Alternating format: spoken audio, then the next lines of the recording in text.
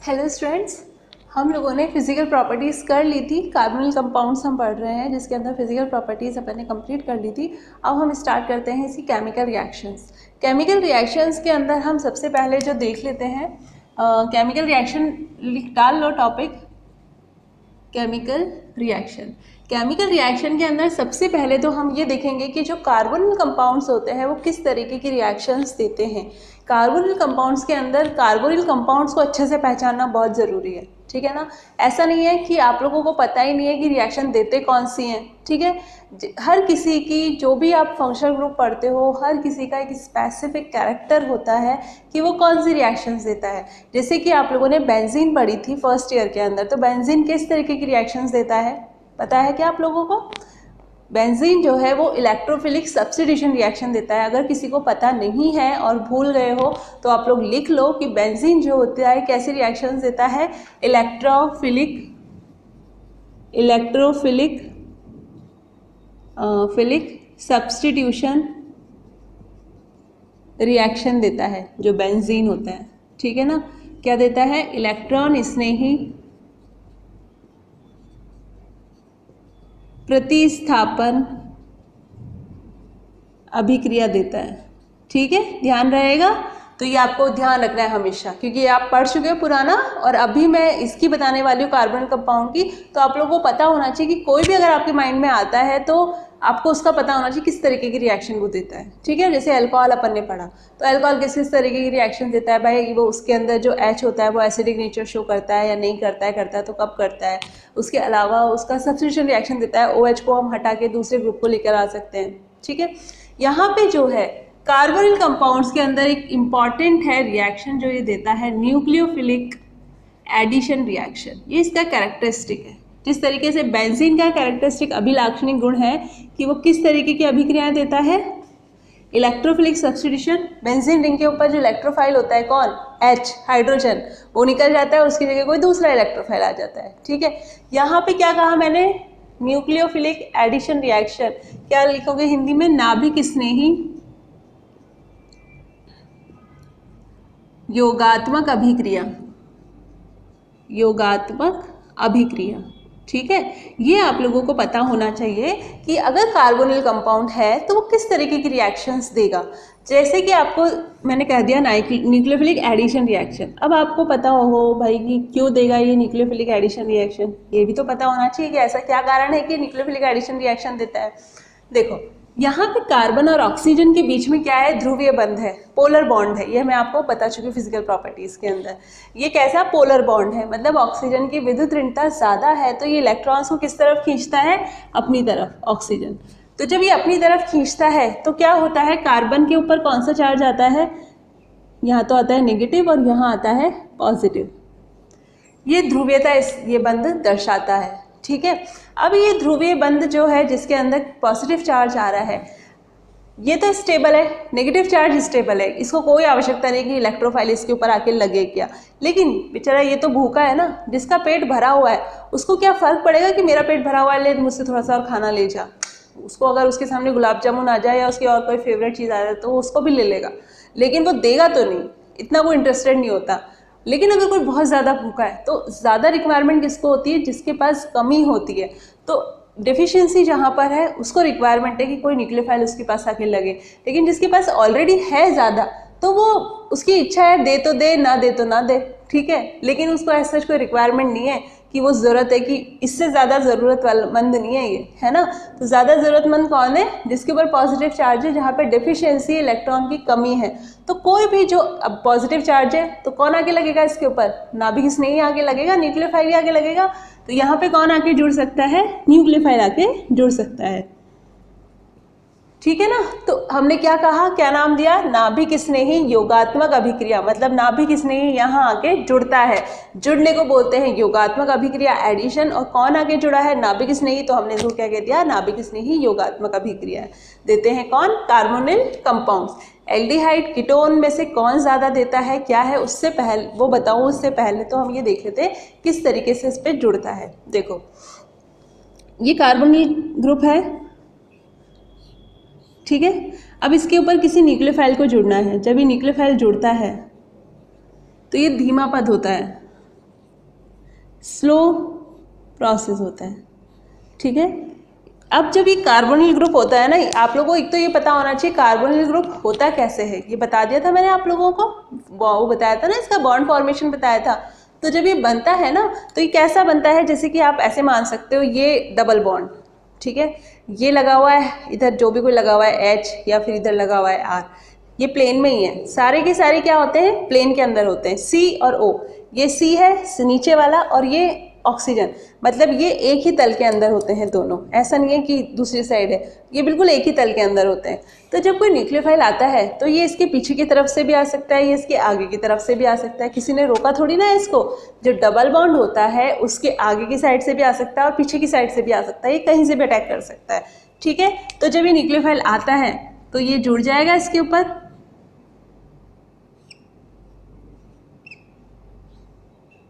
या कि इसके ऊपर न्यूक्लियोफाइल जुड़ गया, ठीक है। ये इलेक्ट्रॉन यहाँ से यहाँ जाएंगे, इससे पॉजिटिव चार्ज आएगा और ये न्यूक्लियोफाइल यहाँ आके अटैक करेगा, ये जुड़ गया इसके ऊपर। अब क्या होगा सेकंड स्टेप के अंदर, ये तो फर्स्ट स्टेप हो गया, सेकंड स्टेप में क्या होगा, ये नेगेटिव चार्ज तो रहेगा नहीं, मीडियम के अंदर कुछ ना कुछ तो होगा ही, इसे ये H+ देने वाला, ठीक है। तो ये H+ दे देगा यहाँ पे और ये लग जाएगा H। आ गई बात समझ में। इस तरीके से इसमें नाभिक स्नेही योगात्मक अभिक्रियाएं होती हैं।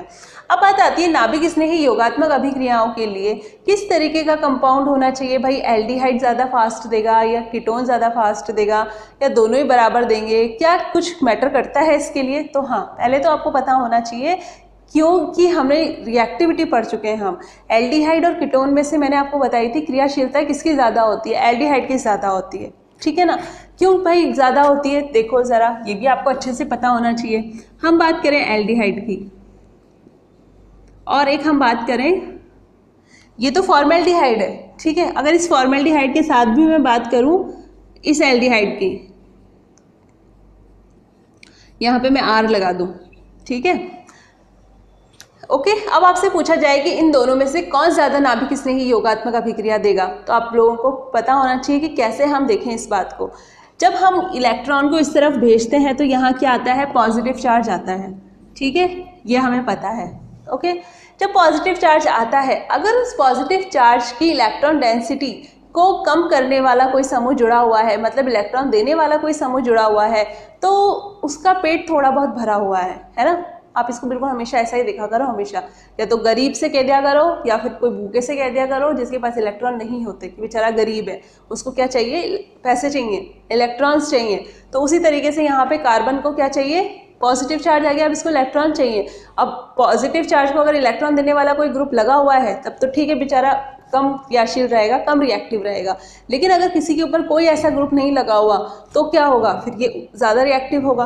तो यहाँ पे तो कोई भी एक ऐसा ग्रुप नहीं लगा हुआ, दोनों क्या है, हाइड्रोजन, ये कोई इलेक्ट्रॉन नहीं देते हैं नहीं लेते हैं। कौन देना लेना कैसे पता चलता है, ये कैसे पता चलता है, ये हम सब पढ़ चुके हो, आप लोग plus I minus I effect देख चुके हो, इंडक्टिव इफेक्ट, प्रेरण प्रभाव पढ़ा था ना आप लोगों ने। तो हाइड्रोजन का कोई प्रेरण प्रभाव नहीं होता, क्योंकि कार्बन और हाइड्रोजन की जो विद्युत ऋणता होती है वो समान होती है, लगभग समान होती है। तो इसमें जब समान है तो कोई किसी की तरफ खींचेगा ही नहीं इलेक्ट्रॉन्स को, है ना। यहाँ पे जो लगा हुआ है एल्काइल समूह लगा हुआ है, लेकिन ये एल्काइल समूह जो है ये प्लस आई इफेक्ट शो करता है। एल्काइल समूह जो है देखो कैसे, यहाँ पे पॉजिटिव चार्ज है, यहाँ पे पॉजिटिव चार्ज आया, यहाँ पे तो कोई ऐसा समूह नहीं है जो इलेक्ट्रॉन डेंसिटी को कम करे, पर यहाँ पे ये लगा हुआ है, ठीक है। तो ज़्यादा डेफिशिएंट कौन होगा, कौन ज़्यादा भूखा होगा, ये वाला, तो ज़्यादा रिएक्टिव हो गया ये, ठीक है। अब बात करते हैं कीटोन की, ये तो दोनों एल्डिहाइड थे। अब इन दोनों की हम बात करें तो इन दोनों में कौन ज़्यादा रिएक्टिव होगा, ये वाला एल्डिहाइड, ये कम रिएक्टिव होगा। क्यों, क्योंकि इस कार्बन पे दो R ग्रुप लगे हुए हैं जो इसको क्या करेंगे, इलेक्ट्रॉन्स देंगे, जिसकी वजह से इसकी डेफिशिएंसी जो होगी, जो इसकी भूख होगी वो कम हो जाएगी। तो जिसकी भूख कम है उसको खाना मिल भी जाए तो भी ठीक, ना मिले तो भी ठीक, है ना। जो मिडिल क्लास होता है एक नॉर्मल लाइफ जीता है, ठीक है। अगर इनकम आ रही, मतलब एक्स्ट्रा पैसा आ रहा है तो भी ठीक है, और नहीं भी आ रहा है तो भी ठीक है, इतना कोई खास फर्क नहीं पड़ता। लेकिन जो बेचारा बहुत ज़्यादा गरीब है उसको तो चाहिए कोई आए उसके पास, है ना, तो इलेक्ट्रॉन दे। ये जो है इससे तो मतलब इससे कम रिएक्टिव है, और ये तो इसको कोई ज़रूरत नहीं है, आराम से बैठा हुआ है ये तो, ठीक है ना। ये हो गई आपकी रिएक्टिविटी की बात, ये सबसे ज़्यादा रिएक्टिव ये होता है, फिर ये ये हम पहले रिएक्टिविटी की भी बात कर चुके हैं। रिएक्टिविटी किसके लिए? न्यूक्लियोफिलिक एडिशन रिएक्शन के लिए, ठीक है। अब बात आती है कि इस पे ग्रुप अगर लगे हुए हों तो किस तरीके से इफेक्ट शो होता है। मान लो इस पे लगे हैं प्लस आई ग्रुप लगे हैं। प्लस आई ग्रुप कैसे? जैसे कि ये लगा हुआ है ना, यहाँ पे दो दो लगे हुए हैं और यहाँ पे एक ही लगा हुआ है, तो किसकी रिएक्टिविटी ज़्यादा होगी? जिसपे कम लगे होंगे, ठीक है, ये ज़्यादा रिएक्टिव होगा। ओके, अब बात आती है माइनस आई की। ये तो प्लस आई का इफेक्ट तो यहाँ पे दिखाई दे रहा है आपको। प्लस आई ग्रुप लगे होंगे तो वो क्या करेंगे? इलेक्ट्रॉन्स को देंगे। इलेक्ट्रॉन्स देंगे तो कार्बन के ऊपर डेफिशिएंसी जो होगी, उसकी जो गरीबी होगी वो कम हो जाएगी। इलेक्ट्रॉन्स की जो कमी थी वो पूरी हो जाएगी ना, कि इलेक्ट्रॉन देने वाले समूह लगे हुए, तो वो उसके ऊपर न्यूक्लियोफाइल को आने के लिए कोई ज़रूरी नहीं है, आए तो आए, ना आए तो ना आए, ठीक है। लेकिन अगर कोई सामने वाला जिसके ऊपर डेफिशिएंसी है तो उसके ऊपर वो पहले अटैक करेगा न्यूक्लियोफाइल, ठीक है। तो प्लस आई का इफेक्ट तो ये हो गया। अब देखो यहाँ पे ये कोई ग्रुप लगा हुआ है,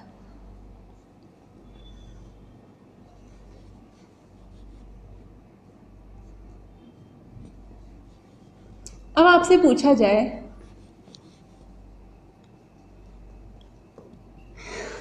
इन तीनों में कौन ज्यादा रिएक्टिव होगा, तो आप लोग ये देखो जरा, यहाँ पे तो लगा हुआ है मिथाइल ग्रुप, यहाँ लगा हुआ है ऐसा इलेक्ट्रॉन विड्रॉइंग ग्रुप, यहाँ पे भी लगा हुआ है NO2 इलेक्ट्रॉन विड्रॉइंग ग्रुप, और Cl से ज़्यादा इलेक्ट्रॉन विड्रॉइंग होता है NO2। ओके, तो ज़्यादा डेफिशिएंट कौन करेगा? इलेक्ट्रॉन लेने वाला, है ना। तो कोई अगर मान लो कोई बेचारा मिडिल क्लास है, अगर उसके पास में कोई ऐसा आ जाए जो उससे छीन ले, ठीक है, जो भी उसकी प्रॉपर्टी है, सब कुछ है, उसको क्या करे? वो छीनने की कोशिश करे। साथ में बैठा हुआ है, होता है ना कई बार घर के रिश्तेदारी खींचते रहते हैं, पैसे निकालते रहते हैं, तो इस तरीके से अगर कोई बैठा हुआ है और पैसे निकालता जा रहा है उनके पास में से, तो क्या होगा? यहाँ पे डेफिशिएंसी हो जाएगी। और अगर कोई ज़्यादा पैसे निकालने वाला हो तो ज़्यादा डेफिशिएंसी होगी।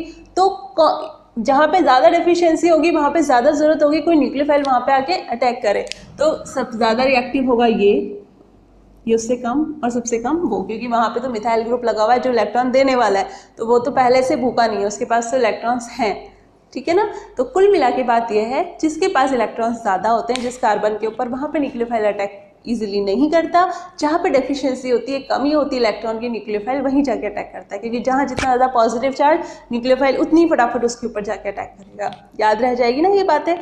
अब ये जितनी भी मैंने आपको बातें बताई हैं, ये तो हुई इसकी मतलब इम्पॉर्टेंट जो है बेस आपका मैंने तैयार कर दिया। अब हम इसकी रिएक्शंस देखते हैं। देखिए, न्यूक्लियोफिलिक सब्स्टिट्यूशन रिएक्शंस के एग्जांपल देखते हैं। सबसे पहले HCN के साथ में एडिशन देखते हैं, एडिशन विद HCN, ठीक है। HCN के साथ में आप देख सकते हो Cn माइनस होता है, H प्लस होता है, तो जो न्यूक्लियोफाइल होगा वो ही अटैक करेगा यहाँ कार्बन पर। आगे बात समझ? ये आ गया, जो H था वो जहाँ कहाँ लग गया? ऑक्सीजन के ऊपर जाके लग गया।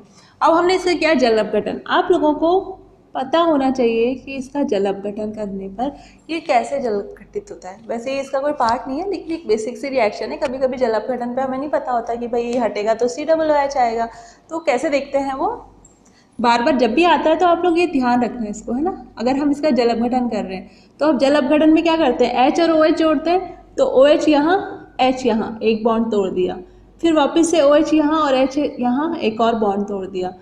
जब इस तरीके से एक कार्बन के ऊपर 2 H ग्रुप आ जाते हैं तो अपने आप ही उसमें से क्या होता है? H2 मॉलिक्यूल बाहर निकल जाता है। ये निकल गया, क्या बचा? CONH2। अब फिर से हमने इसका जल अपघटन करा तो यहाँ OH और यहाँ H, और ये बंद भी टूट गया। तो आप लोग देख सकते हो क्या बना? COOH। जब भी जल अपघटन करना हो तो ऐसे ही करना, ताकि हमेशा याद रहेगा, ठीक है। ये हो गया, यहाँ से पूरा टूट गया और COOH आ गया, ये बन गया अपना प्रोडक्ट। उसके बाद में है नेक्स्ट आपकी सोडियम बाइसल्फाइड के साथ में रिएक्शन। इसके साथ में कैसे रिएक्शन होती है? ये कंपाउंड बनता है, कुछ नहीं है, सिंपल ये रिएक्शन लिखिए, फिर मैकेनिज्म बताती हूँ इसका। ये क्या बनता है? क्रिस्टलाइन बाइसल्फाइड एडक्ट बनता है। ओके, यहाँ नेगेटिव है, ये पॉजिटिव है। इस तरीके से एक एडक्ट बनता है सॉल्ट की तरह। तो अब ये कैसे बनता है? सोडियम बाइसल्फाइड जो होता है ये, इसमें हमने इसको सॉल्ट है तो ये प्लस और ये माइनस, ये बन गया। इसमें से जब अपने आप H बाहर निकल जाएगा, H क्यों बाहर निकल जाएगा? ये एसिडिक नेचर शो करता है। ये हम लोग सल्फोनिक एसिड में बढ़ते हुए आ रहे हैं, है ना, ये नया नहीं है, सल्फोनिक एसिड ही है। तो सल्फोनिक एसिड है ये, H यहाँ से निकल जाएगा। अब ये बन गया जो इसमें क्या होता है SO3-2 के अंदर क्यों स्टेबल होता है ये, क्योंकि ये इसके अंदर क्या होती है रेजोनेटिंग स्ट्रक्चर्स होती है, इसलिए इसमें से ये H+ को निकाल देता है। अब बात आती है कि यहाँ पे दो जगह है जहाँ से ये अटैक कर सकता है। नेगेटिव चार्ज जहाँ पर आ रहा है ऑक्सीजन, वहाँ से भी अटैक कर सकता है, और कहाँ पे सल्फर से भी अटैक कर सकता है, क्योंकि सल्फर के पास क्या है लोन पेयर है। तो अब आप लोग थोड़ा दिमाग लगाइए, आप लोग 3rd ईयर के स्टूडेंट हैं, आप लोगों ने क्या सॉरी आप तो 2nd ईयर के स्टूडेंट हैं, कोई बात नहीं पढ़ा है, 3rd ईयर में पढ़ते हैं अपन सॉफ्ट एसिड बेस, है ना, सॉफ्ट हार्ड जो भी है। यहाँ पे मैं आपको एक बात बता रही हूँ, जो एक जैसा होता है ना वही हाथ मिलाते हैं, ठीक है। जो एक बहुत स्ट्रांग हो और एक बहुत गरीब हो वो दोनों हाथ नहीं मिलाते। यहाँ पे जो होता है ऑक्सीजन बहुत पावरफुल, इलेक्ट्रोनेगेटिविटी ज़्यादा है, जबकि सल्फर की कम है। सल्फर बेचारा कार्बन के साथ में मैचिंग बैठ जाता है, लेकिन ऑक्सीजन बहुत अमीर, कार्बन बेचारा गरीब, तो उन दोनों की कोई मेल नहीं बनती। जब ऐसी कोई पोजीशन आ जाए जहाँ पे सल्फर भी है और ऑक्सीजन भी है वहाँ पे जाके जुड़ने के लिए, तो ऑक्सीजन अपने आप को बहुत सुपीरियर समझता है, वो जाके नहीं जुड़ेगा, क्योंकि वो क्या है हार्ड साइड है, सॉफ्ट साइड मृदु जो होगी जगह वो वहाँ जाके जुड़ेगी। तो ये सल्फर जाके अटैक करेगा, ये सल्फर इसके ऊपर अटैक करेगा, ठीक है। ये जुड़ गया, अब ये बन गया। अब यहाँ पे क्या होगा, एसिडिक मीडियम है, यहाँ पे H+ है, आप लोग देख सकते हो H यहाँ पे निकला था, तो ये H जाके लग जाएगा ऑक्सीजन के ऊपर, क्योंकि ऑक्सीजन के ऊपर ये नेगेटिव चार्ज केवल ऑक्सीजन के ऊपर ही स्टेबल होता है। लेकिन यहाँ पे अगर नेगेटिव चार्ज आता है तो इसके रेजोनेटिंग स्ट्रक्चर से ये 3 जगह स्टेबलाइज होता है। वो हम सल्फोनिक एसिड में भी आप लोगों ने पढ़ा है, आप लोगों ने नहीं पढ़ा है, लेकिन मैं बता रही हूँ कि इस तरीके से रेजोनेटिंग स्ट्रक्चर्स बनती हैं। इसकी एक और रेजोनेटिंग स्ट्रक्चर बनेगी, इसकी कौन सी बनेगी, देखो ये वाली, ठीक है, ये वाली एक और बनेगी। तो इस तरीके से 3 रेजोनेटिंग स्ट्रक्चर बनती है, जिसकी वजह से क्या होता है स्टेबलाइज होता है। तो क्या होगा इसके अंदर, नेगेटिव चार्ज ज़्यादा स्टेबल इस पे होगा, तो H+ वहाँ जाके लगेगा जहाँ पे कम स्टेबल होगा, तो H+ कहाँ जाके लग गया, ऑक्सीजन के ऊपर जाके लग गया। अब जो सोडियम इसके अंदर बचा हुआ है यहाँ पे, ये सोडियम जाके इसके साथ में जुड़ जाएगा, तो ये बन जाएगा एक एडक्ट, और ये क्रिस्टलाइन फॉर्म में हमें मिल जाता है, तो हम बोलते हैं क्रिस्टलाइन बायसल्फाइड एडक्ट। ठीक है, समझ में आ गई ये रिएक्शन। अब अपन देखते हैं RMGX के साथ में इसकी रिएक्शन। ग्रिग्नार्ड अभिकर्मक के साथ में हमने अल्कोहल की रिएक्शंस देखी थी कि जब हम अल्कोहल की रिएक्शन मतलब अल्कोहल को हम कैसे कैसे बना सकते हैं ग्रिग्नार्ड रिएजेंट से, वहाँ पे हमने कार्बोनिल कंपाउंड के साथ में रिएक्शन कराई थी। कई सारी रिएक्शंस देखी थी ना अपन ने, फॉर्मेल्डिहाइड के साथ में, फिर नॉर्मल एल्डिहाइड के साथ में, फिर उसके बाद कीटोन के साथ में, है ना। तो अपन रिएक्शंस देखते हैं, सारे अल्कोहल हम इससे बना सकते हैं ग्रिग्नार्ड अभिकर्मक के साथ में रिएक्शन करा के। देखिए RMGX के साथ में इसकी रिएक्शन, थर्ड रिएक्शन है इसकी विथ RMGX। RMGX क्या है, Grignard reagent. Okay, Grignard reagent के साथ में रिएक्शन आप लोगों को पता, वैसे तो हम पहले कर चुके हैं, फिर भी अपन वापस से जब पढ़ रहे हैं तो फिर से बता देती हूँ मैं आपको। RMGX के अंदर क्या होता है आपको पता है, यहाँ से यहाँ इलेक्ट्रॉन जाएंगे तो इस पर नेगेटिव चार्ज आएगा, यहाँ पे पॉजिटिव चार्ज आएगा, और ग्रिग्नार्ड रिएजेंट के अंदर ये नेगेटिव साइड होती है, ये पॉजिटिव साइड होती है ना। तो नेगेटिव साइड जो है ये जाके अटैक करती है यहाँ पे, R न्यूक्लियोफाइल हो गया ना, ये O- R आ गया यहाँ पे, और ये H, यहाँ कौन जाके लगेगा, MgX। ठीक है, ये जाके जुड़ जाता है। फिर हम इसका क्या करते हैं, जल अपघटन करते हैं। भाई ग्रिग्नार्ड रिएजेंट की रिएक्शन जो है ना, ये ऐसी रिएक्शन है जो हमारा कभी पीछा नहीं छोड़ती, ये हमेशा ही आपके सामने कहीं ना कहीं दिखाई देती है, और हर किसी बुक मतलब हर जगह दिख जाएगी, क्योंकि इसकी रिएक्शन जो है बहुत सारी है। तो आप लोग इसका जो पैटर्न है ना बनने का, किस तरीके से रिएक्शन करता है, मतलब ये R- है, ये मेटल है, धातु है, तो ये फटाफट से इलेक्ट्रॉन दे देता है, इसलिए इसके ऊपर पॉजिटिव चार्ज है, और जिसके साथ जो जुड़ा हुआ है जब इससे पॉजिटिव है तो सामने वाले पे नेगेटिव चार्ज है। तो ये हमेशा ध्यान रखा करो। फिर जो सामने वाला है जिसके ऊपर भी अटैक करना हो, वहाँ पे इलेक्ट्रोफिलिक और न्यूक्लियोफिलिक साइड जो हो उसके हिसाब से R को भेज दिया हमने इलेक्ट्रोफिलिक साइड पे, इसको भेज दिया हमने न्यूक्लियोफिलिक साइड पे। ठीक है ना। नाभिक स्नेही वाली जगह कहाँ होगी, जहाँ पे ऋणावेश होगा। इलेक्ट्रोफिलिक साइड वाली जगह कौन सी होगी, जहाँ पे पॉजिटिव चार्ज होगा। इन वर्ड से अपन को समझ में आता है इलेक्ट्रोफिलिक मतलब जहाँ पे पॉजिटिव चार्ज हो, इलेक्ट्रॉन स्नेही जगह, है ना। अब हम इसका क्या करा दें, जल अपघटन करा दें। जल अपघटन कराएंगे तो क्या होगा, H यहाँ आएगा, OH यहाँ आएगा, तो क्या बनेगा, H और ये H। कौन सा डिग्री बन गया अल्कोहल, 2 डिग्री अल्कोहल बन गया। ठीक है। उसके बाद बात आती है अपनी, इसका हम कीटोन के साथ भी कर सकते हैं इसी तरीके से। जब हम कीटोन के साथ करेंगे तो 3 डिग्री बन जाएगा। ये नेगेटिव चार्ज यहाँ अटैक करेगा, ये इलेक्ट्रॉन्स यहाँ से यहाँ,